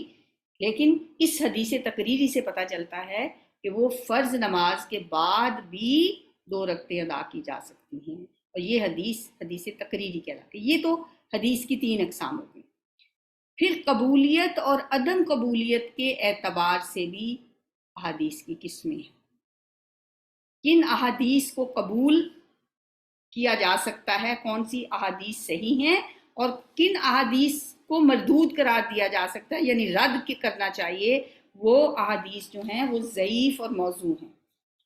مقبول احادیث کون سی ہیں؟ صحیح اور حسن. اور مردود احادیث کون سی ہیں؟ ضعیف اور موضوع. مقبول کی 2 قسمیں، ٹھیک ہے جی، 2 ہی قسمیں ہو گئی نا حدیث کی. اگر دیکھا جائے تو مین تو 2 ہی قسمیں ہیں. حدیث ہم نے لینی ہے یا نہیں لینی، حدیث کو قبول کرنا ہے یا نہیں کرنا، حدیث ٹھیک ہے یا نہیں ٹھیک. بیسک تو 2 ہی قسمیں، نمبر 1 مقبول، نمبر 2 مردود. اب جو مقبول ہے اس کا عام فہم نام کیا ہے؟ صحیح حدیث. ہم کہتے ہیں صحیح حدیث میں یہ بات آئی ہے، یعنی قبولیت اور عدم قبولیت کے اعتبار سے حدیث کی 2 قسمیں ہو گئی، مقبول اور مردود. پھر مقبول احادیث جو ہیں ان کو بھی آگے 2 قسموں میں ڈیوائیڈ کیا گیا، ایک صحیح اور دوسری حسن. صحیح اور حسن کو دیکھنے سے پہلے ہم دیکھ لیتے ہیں کہ مردود کی جو دو قسمیں ہیں ضعیف اور موضوع وہ کون سی ہیں۔ مردود احادیث وہ ہیں جنہیں عام فہم انداز میں آپ نے سنا ہوگا ضعیف حدیث کے نام سے کہ یہ حدیث ضعیف ہے۔ ضعیف حدیث کب ہوتی ہے؟ اس کی 3 وجوہات ہوتی ہیں۔ 3 وجوہات سے حدیث کو ضعیف قرار دیا جاتا ہے، جن میں سے پہلی اور سب سے بڑی وجہ یہ ہے کہ اگر اس کی سند کہیں سے ٹوٹ جائے، جیسے میں نے پیچھے آپ کو بتایا تھا نا، میں دوبارہ پیچھے جا کے دکھاتی ہوں کہ یہ سند ہے نا، راوی سے چلی، تبا تابعی، پھر تابعی، پھر صحابی سے رسول اللہ صلی اللہ علیہ وسلم۔ اگر بیچ میں تابعی غائب ہے، راوی کہتا ہے میں نے تابعی سے سنا، اور تابعی کہتا ہے کہ صحابی کا نام لے دیتا ہے، تابعی کہتا ہے کہ حضرت ابو ہریرہ سے روایت ہے رسول اللہ صلی اللہ علیہ وسلم نے فرمایا، بھئی تابعی کو کہاں سے پتہ چلا یہ صحابی نے کس کو کہا؟ صحابی ڈائریکٹ تو تبا تابعی کو نہیں کہہ سکتا آگے، تو بیچ میں ایک تابعی غائب ہے، ٹھیک ہے، تو وہ سند یہاں سے ڈراپ ہو گئی۔ جب سند بیچ میں سے ڈراپ ہو جاتی ہے، سند منقطع ہو جاتی ہے، درمیان سے کوئی راوی غائب ہو جاتا ہے، تو وہ حدیث پھر ضعیف کہلاتی ہے، یہ حدیث ضعیف ہے، ٹھیک ہے۔ اور ضعیف ہونے کی وجہ سے وجوہات 1-2 اور بھی ہیں، لیکن جو مین وجہ ہے وہ یہی ہے۔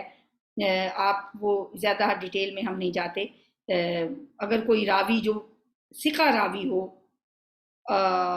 وہ اپنے سے زیادہ ثقہ راویوں سے اختلاف کرے تب بھی حدیث ضعیف ہو جاتی ہے، یعنی وہ حدیث بیان کر رہا ہے لیکن جو وہ بات کر رہا ہے وہ اس سے بھی زیادہ جو ثقہ راوی ہیں ان کو وہ نگیٹ کر رہا ہے، تو وہ حدیث پھر ضعیف کہلائے گی، ٹھیک ہے۔ تو اگر کسی راوی کے کردار پہ کوئی شک ہو، اس کا کردار مشتبہ ہو، تب بھی حدیث ضعیف ہو جاتی ہے۔ بہرحال یہ تو ہے ضعیف حدیث۔ موضوع حدیث تو ہوتی ہی جھوٹی حدیث۔ موضوع کا مطلب ہے جھوٹی حدیث، فیبریکیٹڈ حدیث۔ بہت سی جھوٹی حدیثیں موجود ہیں، مشہور ہیں، لوگ اس کو پڑھتے پڑھاتے بھی ہیں، ہمارے نصاب میں بھی بعض اوقات لکھ دی جاتی ہیں، اور لوگوں کو پتہ ہی نہیں ہوتا کہ یہ حدیث تو موضوع ہے، اور موضوع حدیث ہی ہم اس کو کہہ رہے ہوتے ہیں، حالانکہ وہ جھوٹی حدیث ہوتی ہے۔ اور جھوٹی حدیث کیوں لکھی جاتی ہے اس کی بھی بے شمار وجوہات ہیں۔ بہرحال یہ ایک لمبی کہانی ہے، اس میں ہم نہیں فی الحال پڑھتے حدیثیں کیوں گھڑی جاتی ہیں۔ بہت سے لوگوں نے حدیثیں گھڑی ہیں اور وہ شامل بھی کر دی ہیں، لیکن آج کے دور میں ان حدیثوں کو چھانٹ کے الگ کر دیا گیا۔ اب کوئی ایسا دور نہیں ہے کہ ہمیں پتہ نہ چل سکے یہ حدیث موضوع ہے۔ سب لوگ اب تو جس سے پوچھو سب کو پتہ ہوتا ہے، علم حاصل کرو خواہ تمہیں چین جانا پڑے، یہ حدیث موضوع ہے۔ میں علم کا شہر ہوں، علی اس کا دروازہ ہے، سب لوگوں کو پتہ ہے۔ آپ نیٹ پہ جا کے آپ گوگل کریں، لکھا آ جائے گا یہ موضوع حدیث ہے۔ لیکن آپ کو یہ تو پتہ ہونا چاہیے کہ موضوع کا مطلب کیا ہوتا ہے۔ کچھ لوگوں کو تو یہی نہیں پتا ہوگا پہلے کہ موضوع ہوتا کیا ہے، وہ تو کہتے ہیں جی آج کا موضوع کیا ہے، گفتگو کا موضوع ہی ہمیں پتہ ہے بس، کیونکہ ہم گفتگو بہت زیادہ کرتے ہیں تو گفتگو کے موضوعات ہی ہم جانتے ہیں، حدیث کا موضوع ہونا نہیں ہمیں پتہ۔ تو احادیث موضوعہ جھوٹی حدیثیں ہیں جو لوگوں نے گھڑ کر رسول اللہ صلی اللہ علیہ وسلم سے منسوب کر دی ہیں، یہ لوگوں میں زہر کی طرح پھیلی ہوئی ہیں۔ حدیث کے طالب علم کا ان سے واقف ہونا بہت ضروری ہے، نہ صرف واقف ہونا بلکہ ان سے بچنا، اور امت مسلمہ کو بھی ان سے بچانا، اور صحیح روایات کو لوگوں میں عام کرنا یہ بہت ضروری ہے، کیونکہ نبی صلی اللہ علیہ وسلم نے امت کو خبردار کرتے ہوئے فرمایا لوگوں اللہ کی کتاب کو مضبوطی سے تھامے رہو، ایسے لوگ پیدا ہوں گے جو میری احادیث سے محبت کریں گے، ایسے میں جو شخص مجھ سے ایسی باتیں منسوب کرے گا جو میں نے نہیں کی وہ اپنا ٹھکانہ دوزخ میں کر لے۔ مسند احمد کی یہ حدیث ہے۔ تو یہ ڈرنا چاہیے ہمیں کہ جھوٹی بات کو، جھوٹی حدیث کو ہمیں پھیلانا نہیں ہے۔ اس کے لیے ضروری ہے کہ ہمیں پتہ ہو کہ یہ موضوع حدیث ہے۔ ہم تو جو حدیث آتی ہے ہم سمجھتے ہیں اس سے اور تو نیکیاں ہم سے ہوتی نہیں، کیا ہم بس یہی نیکی کر لیں کہ اس حدیث کو ہم پھیلا دیں، 10 گروپس میں بھیج دیں، بلکہ نیچے یہ بھی لکھ دیتے ہیں ساتھ کہ اس کو جو شخص آگے پھیلا دے گا 100 لوگوں تک پہنچا دے گا یا 10 لوگوں تک پہنچا دے گا تو رات گزر آنے سے پہلے پہلے اس کو ایک خوشخبری مل جائے گی، بلکہ اور مزید اس میں اضافے کرتے چلے جاتے ہیں تھوڑے سے فوائد کی خاطر، تھوڑے سے لائکس لینے کے لیے، تھوڑے سے ویوز لینے کے لیے، تھوڑے سے پیسے کمانے کے لیے ہم دین کو بھی داؤ پہ لگا دیتے ہیں۔ ہمیں اس معاملے میں بہت محتاط ہونے کی ضرورت ہے۔ یہ تو ہو گئی جی موضوع حدیث کا بھی آپ کو پتہ چل گیا، ضعیف کا بھی پتہ چل گیا، یعنی مردود کو ہم نے ڈسکس کر لیا۔ اب اس کے بعد ہم آتے ہیں مقبول حدیث۔ مقبول حدیث کیا ہوتی ہے؟ مقبول حدیث کی آگے دو قسمیں ہم نے لکھی ہوئی ہیں، صحیح اور حسن۔ صحیح حدیث کی تعریف علم حدیث کی اصطلاح میں یہ ہے کہ صحیح حدیث وہ ہے جس کی سند متصل ہو۔ متصل کا لفظ تو آپ کو پتہ ہی ہے نا، جڑی ہوئی ہو۔ وہ جو میں نے راوی آپ کو راوی تبع تابعی تابعی صحابی اور نبی صلی اللہ علیہ وسلم تک جو سلسلہ جو گولڈن چین بنتی ہے، وہ چین جڑی رہے، سند متصل ہوگی، اس کے عادل راوی ہوں، راویوں کا کردار مشتبہ نہ ہو، راوی عادل ہوں، جو وہ سارے چین میں جتنے بھی بیان کرنے والے ہیں وہ مسلمان ہوں، ثقہ ہوں، فاجر نہ ہوں، عادل ہوں۔ اور تیسری شرط ہے کہ اس کے راوی حافظ ہوں، ضابط ہوں، ٹھیک ہے؟ ہر راوی میں قوت ضبط اور حفظ ہو، یہ نہ ہو کہ اس کو بھولنے کی عادت ہو، کوئی بات یاد نہ رکھتا ہو، یہ بھی اس کے اندر کمزوری نہیں ہونی چاہیے۔ پھر چوتھی بات یہ ہے کہ شذوذ نہ ہو، یعنی ثقہ راوی ہوں۔ جو ثقہ راوی ہیں، شذوذ یعنی وہ روایت جو ہے وہ شاذ نہ ہو۔ اب شاذ یہ نیا لفظ مشکل ہے، مطلب اس کا یہ ہے کہ ثقہ راوی جو ہے، یعنی خود تو وہ ثقہ راوی ہے، حافظ ہے، عادل ہے، مطلب وہ ساری خصوصیات پہ پورا اترتا ہے، کریکٹر وائز ٹھیک ہے، لیکن وہ اپنے سے کسی زیادہ ثقہ راوی کی مخالفت کرتا، اسے کہتے ہیں کہ وہ روایت جو ہے وہ شاذ، شذوذ۔ تو صحیح حدیث میں یہ نہیں ہوتا کہ کوئی ثقہ راوی اپنے سے زیادہ ثقہ راوی کی مخالفت کرتا ہو۔ اگر ایسا ہوگا تو پھر وہ حدیث صحیح نہیں ہوگی۔ مگر ایک اس سے بھی زیادہ ثقہ راوی ہے، وہ ایک بات بیان کر رہا ہے اور یہ راوی اس کو نگیٹ کر رہا ہے، تو یہ حدیث پھر صحیح نہیں رہے گی۔ یہ چوتھی شرط تھی۔ پانچویں شرط یہ ہے کہ اس حدیث میں کوئی علت نہ ہو، یعنی اس میں کوئی مخفی نقص نہ پایا جائے جو بظاہر نظر نہ آتا، ٹھیک ہے؟ کوئی ایسا اس میں نقص نہ ہو۔ علت کیا ہوتی ہے علم حدیث کی اصطلاح میں؟ علت سے مراد وہ مخفی عیب، چھپا ہوا نقص ہے جو حدیث کی صحت کو مجروح کر دیتا ہے، ٹھیک ہے؟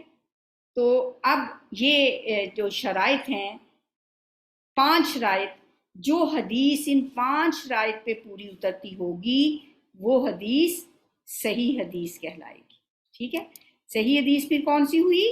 جس میں یہ 5 شرائط پائی جاتی ہوں۔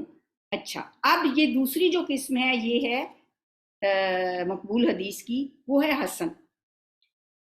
علم حدیث کی اصطلاح میں حسن وہ حدیث ہے جس کی سند متصل ہو، یعنی پہلی شرط وہی صحیح حدیث والی، عادل راوی ہو، یعنی اس کے راوی جو ہیں وہ عادل ہوں، وہ شذوذ اور علت سے بھی پاک ہو، لیکن ایسے راوی بھی رکھتی ہو جن کا حافظہ کچھ کمزور ہو۔ یعنی ان 5 شرائط میں سے ایک شرط پہ پوری جو حدیث نہیں اترے گی، اس کے راوی ایسے ہوں گے کہ ان کا حافظے میں وہ پختہ نہیں ہوں گے۔ دوسرے لفظوں میں ہم یوں کہہ سکتے ہیں کہ صحیح حدیث تو 5 شرائط پہ پوری اترتی ہے، جبکہ حسن حدیث جو ہے وہ صرف 4 شرائط پہ پوری اترتی ہے۔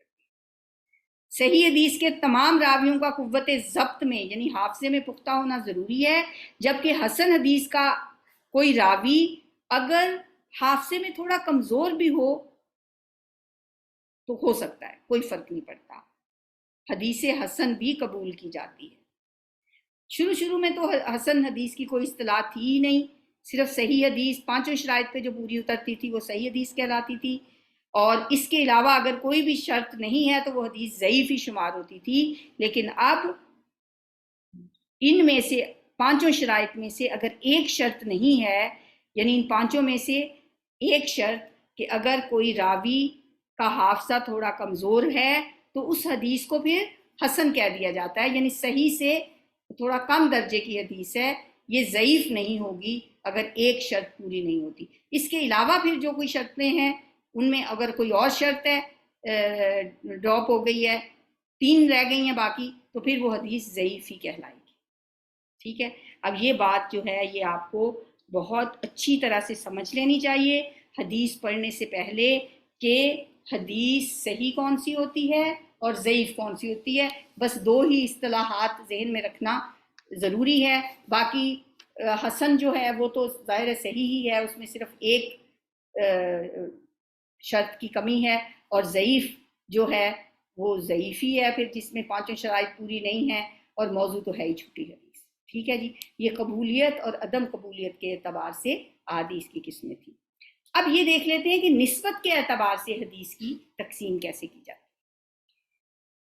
نسبت کے اعتبار سے حدیث کی 4 قسمیں ہیں۔ ایک ہے حدیث قدسی، یہ آپ نے سنا ہوا ہوگا، حدیث قدسی جو اللہ سے منسوب ہوتی ہے۔ دوسری ہے مرفوع حدیث۔ مرفوع حدیث میں رسول اللہ صلی اللہ علیہ وآلہ وسلم سے مرفوع حدیث منسوب ہوتی ہے۔ تیسرے نمبر پہ ہے موقوف، وہ صحابی سے منسوب ہوتی ہے۔ اور چوتھے نمبر پہ ہے مقطوع، وہ تابعی یا تبع تابعی سے منسوب ہوتی ہے۔ اس میں سب سے پہلی قسم ہے حدیث قدسی۔ حدیث قدسی رسول اللہ صلی اللہ علیہ وآلہ وسلم سے مرفوع منسوب اس روایت کو کہتے ہیں جس میں رسول اللہ صلی اللہ علیہ وآلہ وسلم روایت کو اللہ تعالیٰ سے منسوب کرتے ہیں۔ حدیث قدسی میں اللہ کے لیے متکلم کا صیغہ یعنی فرسٹ پرسن استعمال کیا جاتا ہے کہ اللہ تعالیٰ فرماتے ہیں، اللہ تعالیٰ فرماتے ہیں، اور اس میں متکلم کا صیغہ استعمال کیا جاتا ہے، لیکن وہ قرآن نہیں ہوتا۔ ٹھیک ہے، ایک تو قرآن میں اللہ تعالیٰ فرماتے ہیں نا، قرآن پورا اللہ تعالیٰ کا کلام ہے، لیکن اگر کسی حدیث میں ایسے الفاظ ہوں کہ اللہ تعالیٰ فرما رہا ہے تو پھر وہ حدیث حدیث قدسی کہلاتی ہے۔ ٹھیک ہے، حدیث قدسی جو ہے نا تعداد میں 200 سے زیادہ نہیں ہے۔ ٹھیک ہے، یہ بھی ذہن میں رکھیں، بہت زیادہ تعداد نہیں ہے حدیث قدسیہ کی۔ اب حدیث قدسی کی مثال میں آپ کو دیتی ہوں۔ حدیث قدسی میں آتا ہے یا عبادی انی حرمت الظلم علی نفسی، انی حرمت الظلم علی نفسی، اے میرے بندو میں نے خود اپنی ذات پر ظلم کو حرام کر لیا ہے۔ وجعلتہ بینکم محرما، اور تم لوگوں کے درمیان بھی ظلم کو حرام ٹھہرایا ہے، فلا تظالموا، لہٰذا تم ایک دوسرے پر ظلم نہ کیا کرو۔ یہ حدیث قدسی ہے جس میں اللہ تعالیٰ فرما رہے ہیں، یہ مسلم کی حدیث ہے، اس میں اللہ تعالیٰ کا فرمان نبی صلی اللہ علیہ وآلہ وسلم بیان کر رہے ہیں اور اللہ ہی کی زبان۔ ایک وہ حدیث بھی بڑی مشہور ہے، میٹرک کے نصاب میں بھی ہے، الصوم لی وانا اجزی بہ، روزہ میرے لیے ہے اور میں ہی اس کی جزا دوں گا۔ یہ بھی حدیث قدسی ہی ہے نا، اللہ فرما رہے ہیں کہ روزہ میرے لیے ہے، میں ہی اس کی جزا دوں گا۔ نمبر 2 ہے المرفوع، جو رسول اللہ صلی اللہ علیہ وسلم سے منسوب ہو۔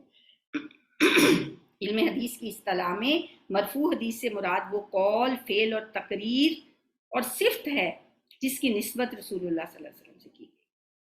حدیث مرفوع بھی حدیث قدسی کی طرح وہ صحیح بھی ہو سکتی ہے، حسن بھی ہو سکتی ہے، ضعیف بھی ہو سکتی ہے۔ ٹھیک ہے، تو یہ ہے حدیث مرفوع۔ آگے حدیث موقوف۔ حدیث موقوف جو ہے وہ صحابی سے منسوب ہوتی ہے، یعنی علم حدیث کی اصطلاح میں موقوف سے کیا مراد ہے؟ وہ قول، فعل یا تقریر جس کی نسبت کسی صحابی کی طرف کی گئی۔ یہ بھی صحیح بھی ہو سکتی ہے، حسن بھی، ضعیف بھی ہو سکتی ہے۔ ٹھیک ہے، حضرت ابن عباس نے تیمم کی حالت میں نماز کی امامت کی، یہ بخاری کی حدیث ہے، اب کہلائے گی یہ بھی حدیث ہی، لیکن یہ موقوف حدیث کہلائے گی، یہ عمل حضرت ابن عباس کا ہے، رسول اللہ کا نہیں ہے، لہٰذا یہ حدیث موقوف حدیث کہلاتی ہے۔ نبی صلی اللہ علیہ وسلم کے قول عمل کو تو ہم کہتے ہیں نا فعلی حدیث، لیکن یہ جو کسی صحابی کا فعل ہے یہ موقوف حدیث کہلاتی ہے۔ حدیث موقوف تقریری کی ایک مثال ہے، میں نے یہ کام ایک صحابی کے سامنے کیا اور انہوں نے اس پر مجھے نہیں ٹوکا، یعنی کوئی صحابی ہی کہہ رہے ہیں کہ میں نے یہ کام ایک سے نہیں، کوئی ہو سکتا ہے تابعی کہہ رہا ہو کہ میں نے یہ کام ایک صحابی کے سامنے کیا اور انہوں نے مجھے نہیں ٹوکا، تو یہ موقوف کہلائے گی، ٹھیک ہے۔ آگے ہے مقطوع، اس میں تابعی یا تبع تابعی سے یہ منسوب ہوتی ہے، علم حدیث کی اصطلاح میں مقطوع اس قول کو کہتے ہیں، ٹھیک ہے، یہ قول ہے نا، لیکن یہ علم حدیث کی نہیں اصطلاح استعمال ہوتی ہے کہ وہ قول جس کی نسبت کسی تابعی یا اس سے نیچے کے کسی شخص کی طرف کی گئی ہو۔ اس حدیث کا مضمون یعنی متن کسی تابعی یا اس سے نیچے کی شخص کی طرف منسوب ہوتا ہے، وہ مقطوع کہلاتی ہے، ٹھیک ہے۔ تو اس کی مثال ہے ابراہیم بن منتشر کا قول ہے کہ حضرت مسروق تابعی اپنے اور گھر والوں کے درمیان پردہ لٹکا کر اس طرح نماز میں مشغول ہو جاتے تھے کہ انہیں اپنے گھر والوں کی سرگرمیوں کا علم نہیں ہوتا تھا۔ یہ حدیث حضرت مسروق جو کہ 63 ہجری میں فوت ہوئے ہیں ان کے عمل کے بارے میں ہے، جو ایک مشہور تابعی ہیں اور یہ مشہور صحابی حضرت عبداللہ ابن مسعود کے شاگرد بھی ہیں۔ تو نسبت کے اعتبار سے یہ احادیث کی تقسیم ہم نے دیکھ لی، اور میرا خیال ہے کہ آج کے لیے اتنا ہی کافی ہے۔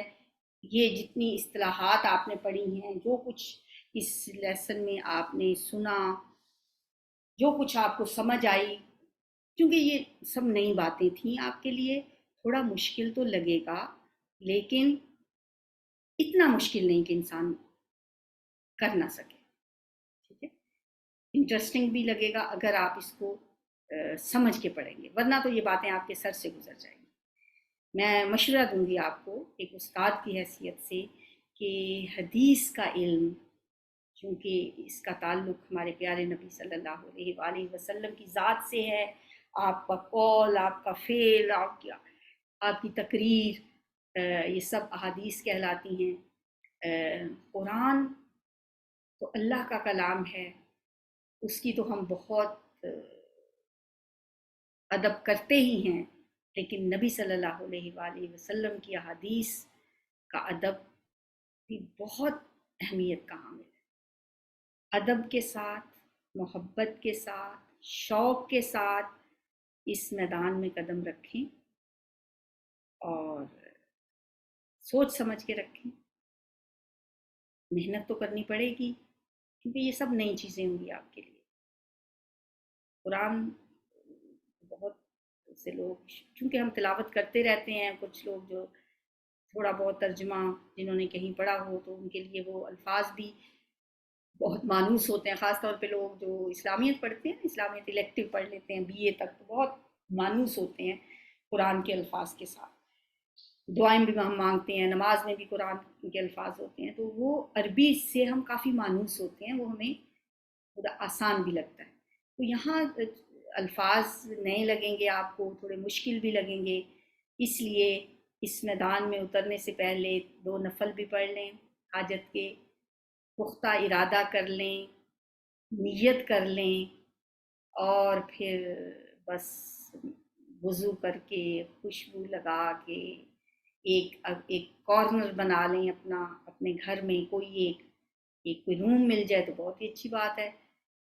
ویسے تو ہم کوئی ایسے روم بناتے نہیں ہیں گھروں میں، ہم ٹی وی کا روم بناتے ہیں، ہم کھانے کا روم بناتے ہیں، ہم گیسٹ روم بناتے ہیں، ہم ڈرائنگ روم بناتے ہیں، بس نہیں بناتے تو کوئی پریئر روم نہیں ہم بناتے، تو کوئی بات نہیں بنا تو خیر ہے، آپ ایک کارنر بنا لیں اپنے لیے، اسے اس میں خوشبو لگایا کریں، اس میں اپنے جائے نماز پہ، اور نبی صلی اللہ علیہ وسلم کی حدیث سیکھنے کے لیے بہت اچھا سا اپنے آپ کو مینٹلی پریپیئر کر کے آئیں، اور پھر بیٹھیں، کاپی رکھیں، اس کے لیے نئی کاپی خریدیں، اس کے نوٹس بنایا کریں۔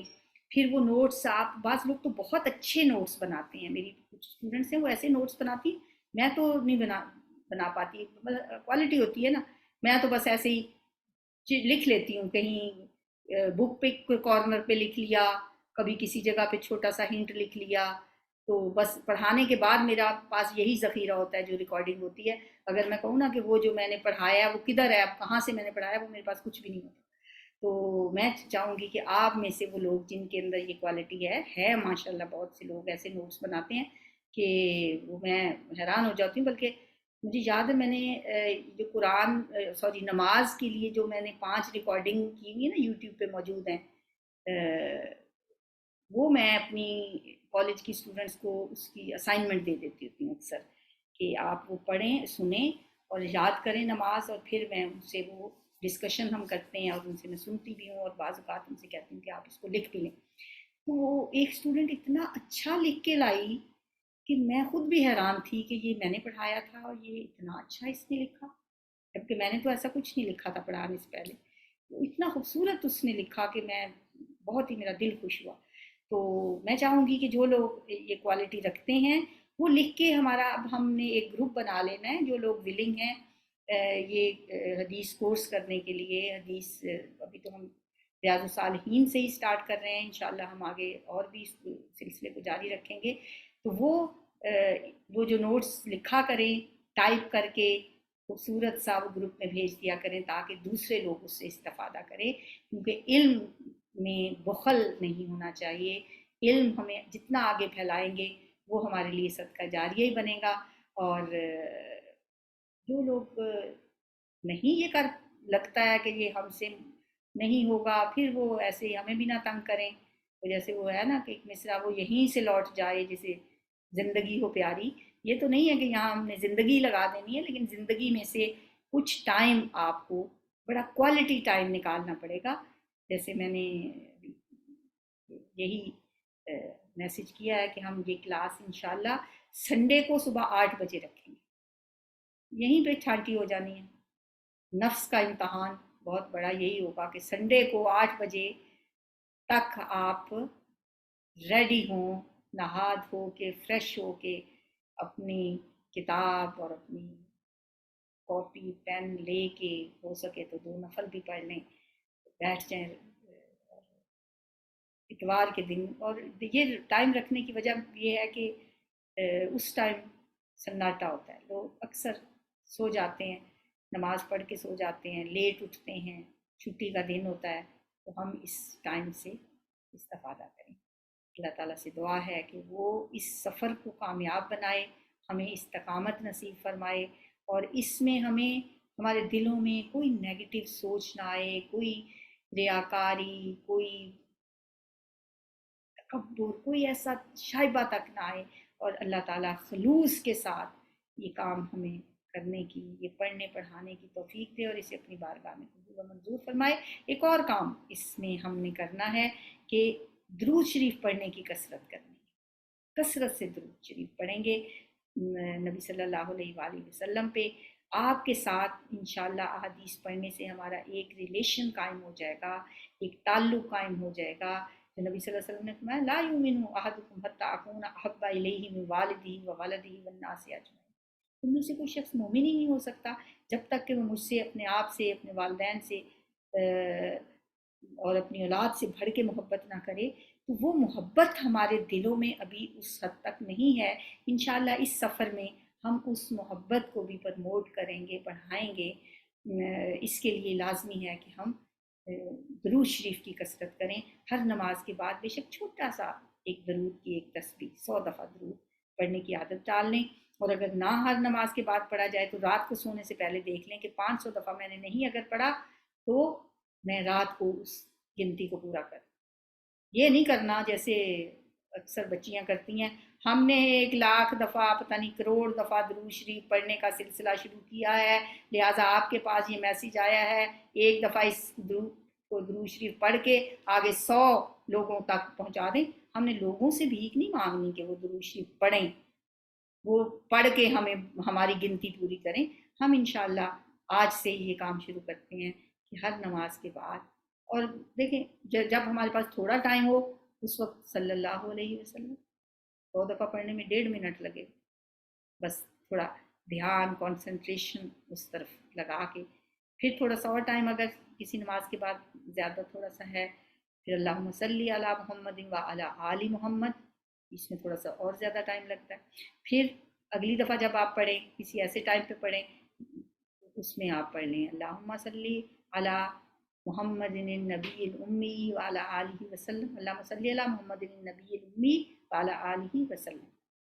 پھر اللہم صلی علی محمد، اللہم صلی وسلم علی نبینا محمد، یہ بھی. اور جمعے والے دن تو انشاءاللہ ضرور پڑھیں گے درود ابراہیمی 100 دفعہ لازمی، اور ہر روز بھی اگر درود ابراہیمی لازمی پڑھ سکیں جن کے پاس زیادہ ٹائم ہے. پر کم از کم ہم اپنا یہ وظیفہ رکھتے ہیں کہ ہم 500 دفعہ درود شریف بھی پڑھیں گے. انشاءاللہ اللہ تعالیٰ ہمیں شرح صدر نصیب فرمائے گا، احادیث کو سمجھنے کی اور ان پہ عمل کرنے کی بھی توفیق دے گا. سبحانک اللہم و بحمدک، نشہد ان لا الہ الا انت، نستغفرک و نتوب الیک. السلام علیکم ورحمۃ اللہ وبرکاتہ.